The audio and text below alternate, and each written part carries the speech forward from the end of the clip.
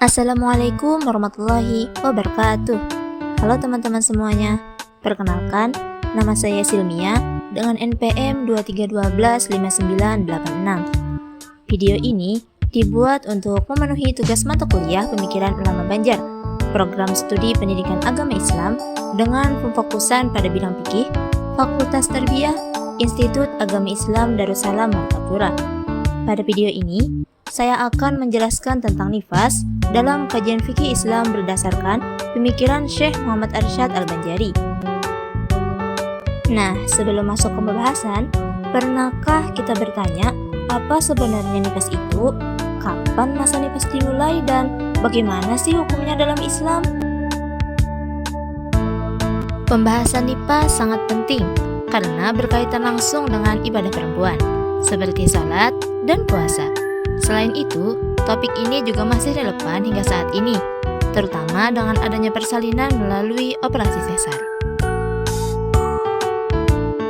Nah, adapun tujuan dari kajian ini adalah untuk memahami pemikiran Syekh Muhammad Arsyad Al-Banjari tentang nifas, lalu membandingkannya dengan pendapat 4 imam mazhab, serta melihat relevansinya dalam kehidupan modern.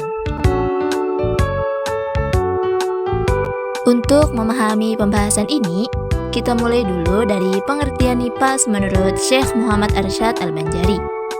Menurut beliau, nifas adalah darah yang keluar setelah rahim kosong dari anak, baik setelah kelahiran bayi maupun keluarnya gumpalan darah atau daging. Dari pengertian tersebut, kita bisa melihat bahwa nifas juga memiliki batas waktu tertentu.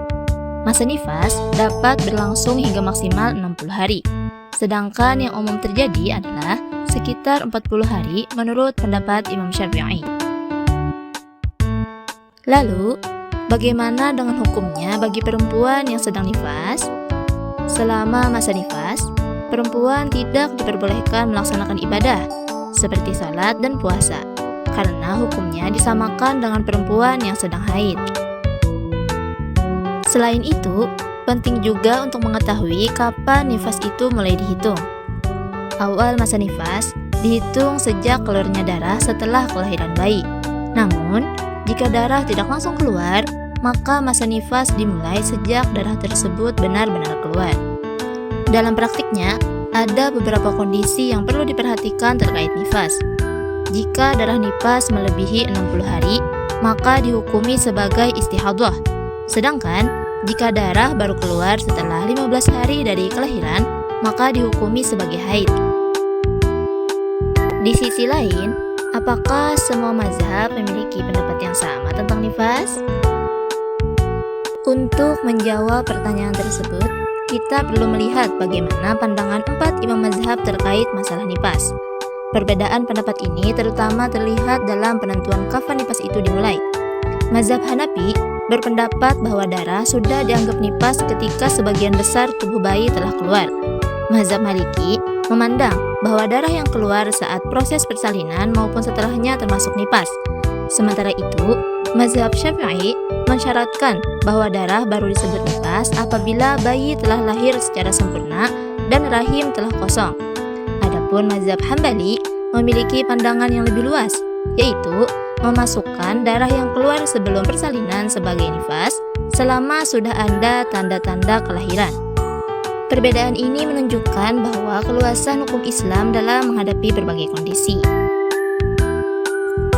Setelah melihat pendapat para ulama, kita bisa mengaitkannya dengan kondisi yang terjadi sekarang.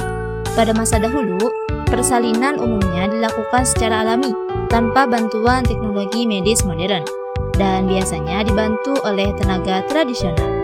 Namun, seiring perkembangan zaman, metode persalinan juga mengalami perubahan. Hal ini kemudian menimbulkan pertanyaan, bagaimana hukum nifas dalam kondisi modern?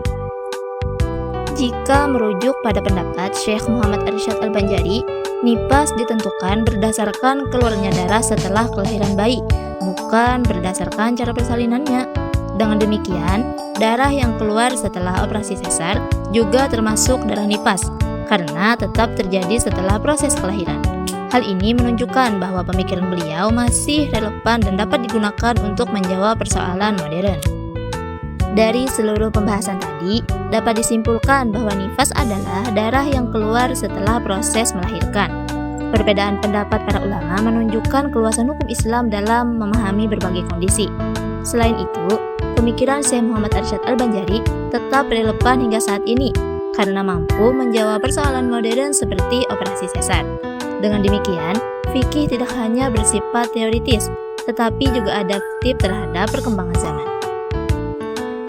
Nah, demikian pembahasan yang dapat saya sampaikan dalam video ini. Semoga dapat memberikan manfaat dan menambah wawasan kita dalam memahami kajian fikih, khususnya mengenai nifas. Saya mohon maaf apabila terdapat kekurangan dalam penyampaian. Akhir kata, saya undur diri. Wassalamualaikum warahmatullahi wabarakatuh.